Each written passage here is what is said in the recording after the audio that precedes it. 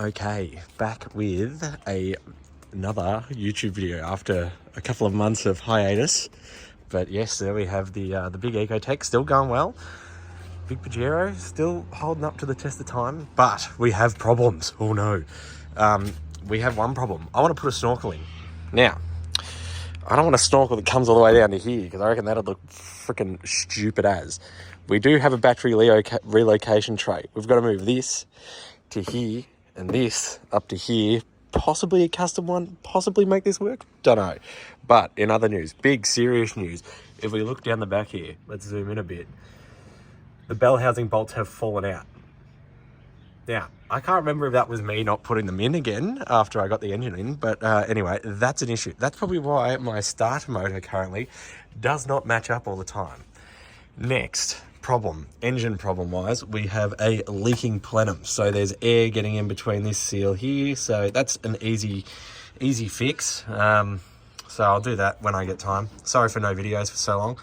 I have been renovating a house, and as soon as that's done, this is getting the biggest birthday of its whole life. So fully rebuilt gearbox, transfer case, front diff, rear diff, everything will be sealed, no oil leaks, updated cooling system so it turns on automatically and I don't have to turn on the thermos because at the moment that's it is, and I'll just put the little thing in there that activates the switch behind the thing, get it tuned, new injectors.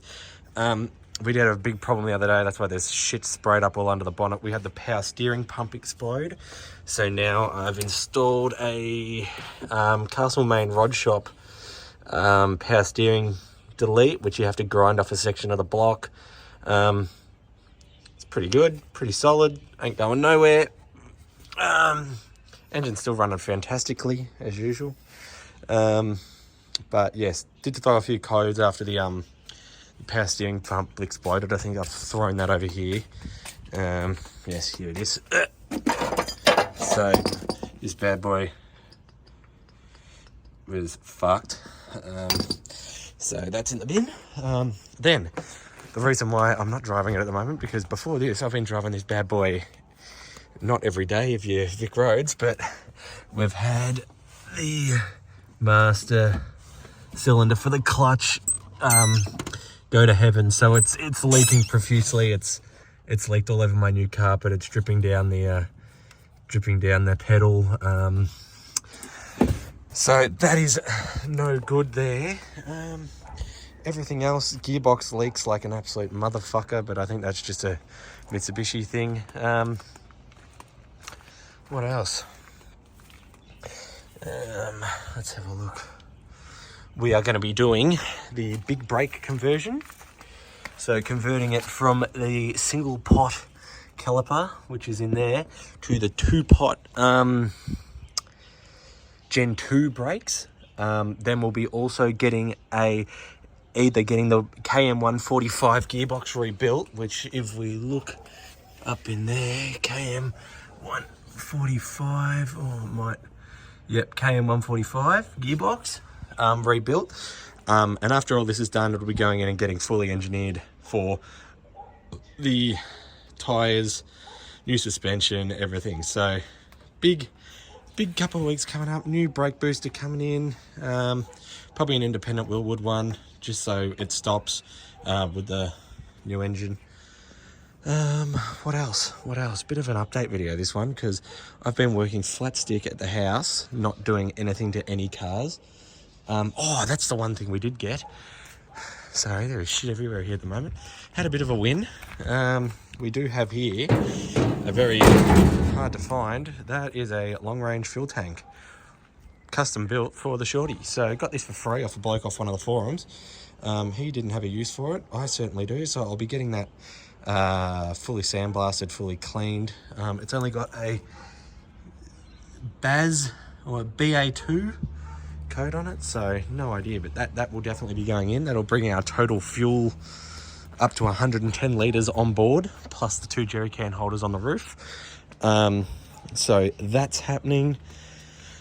Engine out, gearbox rebuilt, front and rear diffs rebuilt, and then engineering, which I can imagine won't be too bad, but I'll have a bit of money to play around with when I sell this house. So for now, it's just it's relegated to being just the runabout car, but there'll be a lot of cool videos coming up soon. We'll be having a lot more content. I'll be sort of going back into touring as well. I've got a few good trips planned in this thing because I don't plan on getting a new car. The Hilux is going into retirement, so this will be getting built to being a full reliable touring car with a winch, bull bar. It'll be pretty much done up to be brand new again. We'll have to adjust some of the steering bits because stuff gets a bit shiny because the tyres rub. Rebuilt hubs, rebuilt bearings, pretty much everything. So I'll be doing a lot of work on this car coming soon. But at the moment, I just have to finish renovating. I've been not being a mechanic and being a tradesman. But yes, we've been getting a lot of questions lately. The more questions, the better. I like helping people. I have a lot of information now. I read the forums for these stupid cars every day. So between me, the Gen 1 Australia page on Facebook and the Montero groups and everything, it's been good to read a lot of things. But yeah, so far so good. I mean, reliability wise, besides the power steering pump, nothing's ever gone wrong with the engine. The starter motor doesn't mate up properly, but that's because the starter motor that I've got in there isn't even the right one. So I've got a new one of them coming eventually when I finally pull everything out again and redo it all. But yeah, as for the conversion, fucking awesome. It's good on fuel. It's powerful. It does four-wheel burnouts if that's what people are into. But yeah, so far so good. Can't wait to get it fully finished and drive it all the way around Australia for fun. So yeah, anyway, excuse my number plate. It will be engineered soon. But yes, just thought I'd post this up so people can see it.